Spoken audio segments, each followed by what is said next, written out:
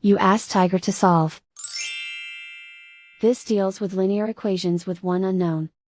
The final result is r equals 15. Let's solve it step by step. Simplify the expression.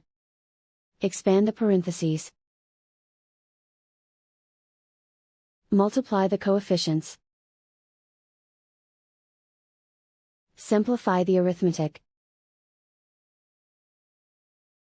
Group like terms. Combine like terms. Group all constants on the right side of the equation.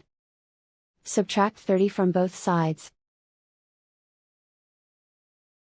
Simplify the arithmetic.